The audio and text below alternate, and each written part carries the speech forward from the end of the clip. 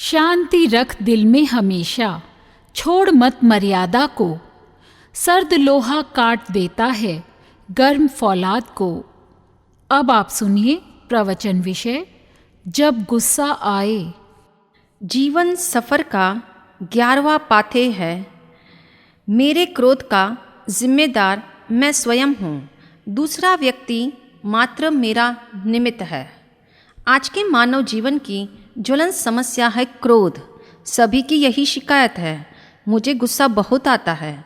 यह समस्या चाहे कोई छोटा हो या बड़ा, जवान हो या बूढ़ा, गृहस्थ हो या सन्यासी, सभी की यही शिकायत है।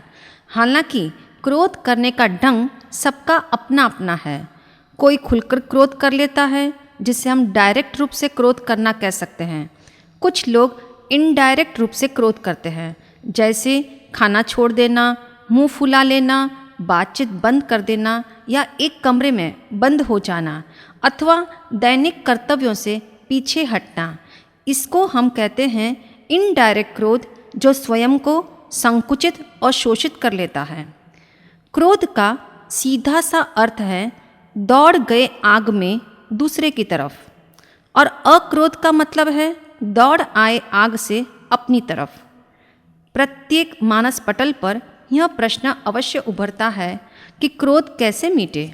ज्ञानी पुरुषों का कथन है, सबसे पहले यह जानो क्रोध कहाँ से पैदा होता है। इसका उत्तर है, क्रोध अपने ही भीतर की तिरस्कार ग्रंथि से उठता है। इससे एक बात स्पष्ट हो गई, दूसरा व्यक्ति क्रोध का जिम्मेदार नहीं है, क्योंकि क्रोध का दूसरे से कोई संबंध नहीं है। दूसरा व्यक्ति हमारे क्रोध का निमित्त अवश्य हो सकता है, पर कारण नहीं। निमित्त तो चिंगारी का कार्य करता है, पर बारूद तो अपनी ही जलती है। आश्चर्य है, आदमी अपनी जलती हुई बारूद को न देखकर चिंगारी को देखता है। क्रोध के असली जिम्मेदार हम स्वयं हैं, दूसरा व्यक्ति मात्र निमित्त है। विचारणीय है, अभी तक की हमारी जीवन शैली ऐसी रही है कि हमने सदा अपने क्रोध का जिम्मेदार दूसरे को माना है। जब व्यक्ति दुखी है तो वह समझता है दूसरा उसे दुखी कर रहा है। आदमी की सबसे बड़ी भूल यह है कि वह इस बात को स्वीकार ही नहीं कर पाता कि क्रोध उसके भीतर से आ सकता है। ऐसी अवस्था में क्रोध की अग्नि भड़कती चली जाती है। जिस दिन यह समझ में आ जाएगा क्रोध के जिम्मेदार हम स्वयं हैं, तब क्रोध का मूल कारण समझ में आ जाएगा। कुछ लोग यह तर्क देते हैं, वैसे तो मैं क्रोधी नहीं हूँ, किंतु गलत बात मुझसे बर्दाश्त नहीं होती, अतः प्रसंगवश औषधि की तरह आवश्यक मानकर कभी कभी क्रोध करना पड़ता है। बच्चा कुछ गलत कर दे तो नाराज होना पड़ता है। परिस्थितियाँ ऐसी बन जाती है तो क्रोध करना अनिवार्य हो जाता है। यानी जीवन जीने के लिए और संसार की व्यवस्थाओं को सुचारू चलाने के लिए क्रोध करना जरूरी हो जाता है। इस तरह के तर्क करना मात्र हमारी भ्रांति है। वास्तविकता तो यह है कि क्रोध भीतर मौजूद है, इसीलिए बाहर आता है। भीतर के क्रोध को मौके की तलाश है, क्योंकि बिना मौके के यदि कोई क्रोध करेगा तो वह पागल समझा जाएगा। भीतर में क्रोध उपस्थित हो तो गाली निमित्त बन जाती है।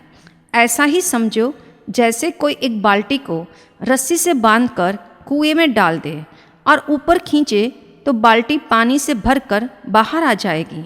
तो क्या हम यह कहेंगे कि इस बाल्टी में कुएं ने पानी भर दिया?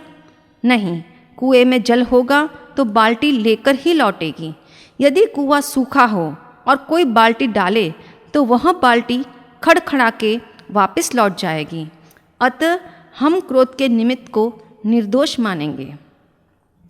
ठीक इसी प्रकार अंतस में क्रोध का पानी है तो कोई भी निमित्त रूपी बाल्टी उसे बाहर खींचकर ला सकती है। यदि क्रोध भीतर में है ही नहीं तो कोई कितने ही अपशब्द कहे, हम नाराज नहीं होंगे। जो क्रोध करने की प्रतिक्रिया में उत्सुक रहता है वह मानसिक रूप से उलझनों का शिकार हो जाता है।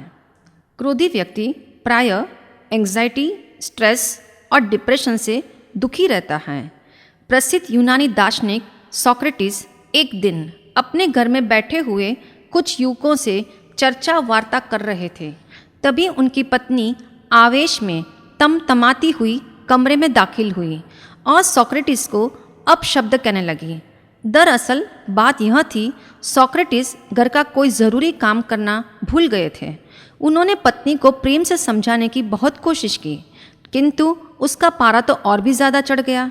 अब तो वह जोर जोर से चिल्लाने लगी। आखिर हार कर सोक्रेटिस ने हाथ हिलाकर उसे कमरे से बाहर जाने का इशारा मात्र किया। इस इशारे से वह आपे से बाहर हो गई। बाहर न जाकर उसने पास में ही रखा हुआ पानी से भरा घड़ा उठाया और सोक्रेटिस के सिर पर उंडेल दिया। यह देखकर सारे युवक स्तब्ध रह गए। वे यह सोचकर सहम गए, अब जरूर इन दोनों में खूब लड़ाई होगी। परंतु सोक्रेटिस के चेहरे पे वही मुस्कान थी। उन्होंने हंसते हुए युवकों से कहा, बच्चों, मेरी पत्नी बिल्कुल प्रकृति के नियमानुसार चलती है। तुम भली भांति जानते हो, बादल गरजने के बाद बरसते हैं। इस घटना से युवकों को प्रेरणा मिली। यदि अपने भीतर क्रोध नहीं है तो दूसरों के अपशब्द निमित्त नहीं बन सकते। आप्त पुरुषों की वाणी का भी यही संदेश है। यदि सामने वाले व्यक्ति में आप अग्नि देखो तो उस समय तुम स्वयं पानी बन जाना। अग्नि का चाहे कितना ही प्रज्वलित रूप हो, किंतु पानी की शीतलता उसे स्वयं में समा लेती है, उसके तीव्र प्रकोप को शांत कर देती है। क्रोध के बदले में क्रोध करना भीतर की कमजोरी का लक्षण है। क्रोध का अर्थ ही यह है, और उत्तेजित होकर बुद्धू होने के लिए हम तैयार हो गए हैं। इसीलिए किसी अंग्रेज विचारक ने कहा है, anger is the madness of the mind, यानी क्रोध मन का पागलपन है। क्रोधी और पागल में भेद समय का है, गुण का नहीं। इसीलिए पागलपन का अर्थ है स्थायी क्रोध। याद रहे, क्रोध मिटाने के लिए पूर्व निवारण जरूरी है। जो बहुत बुद्धिमान है वह क्रोध आने से पहले ही उपचार करता है। जिंदगी में गहन संघर्ष है। कोई हमें गाली भी देगा तो कोई अपमान भी करेगा, कोई प्रतिकूल व्यवहार भी करेगा। ऐसे में पूर्व निवारण एंटीडोट है, यानी एंटीडोट पहले से ही तैयार करने होंगे। जब घर में आग लगी हो तब कुआं खोदने का श्रम करना व्यर्थ है। जब कोई गाली दे तब शांत होना मुश्किल है। श्रेष्ठ कुशलता तो पूर्व निवारण की है। जब मरीज बिल्कुल मौत के करीब पहुंच जाए तब डॉक्टर को बुलाना व्यर्थ है। यह तथ्य ख्याल में रहे, बीज से निपट लेना आसान होगा पर वृक्ष से निपटना कठिन है। हर चीज समय के साथ बड़ी हो जाती है, इसीलिए कल पर मत टालो। जीवन के सफ़र में कुछ प्रैक्टिकल टिप्स पाथेय के रूप में सदा याद रखना। टिप नंबर 1, क्रोध की अवस्था में मौन रहकर अपना चेहरा दर्पण में बार बार निहारे। टिप नंबर 2, अधिक क्रोध की अवस्था में 100 से उल्टी गिनती पढ़ना प्रारंभ कर दे। टिप नंबर 3, क्रोध में 1 गिलास पानी पी ले और अंतिम घूंट को मुख में ही रखे। 2 मिनट के लिए न उसे गले के नीचे उतारे और न ही कुल्ला करे। टिप नंबर 4, क्रोध में स्थानांतरण भी लाभकारी है। स्थान बदलने से क्रोध का आवेग तत्क्षण उपशांत हो जाता है। टिप नंबर 5, प्रति रात्रि चंद्रमा का ध्यान 5 मिनट के लिए अवश्य करें।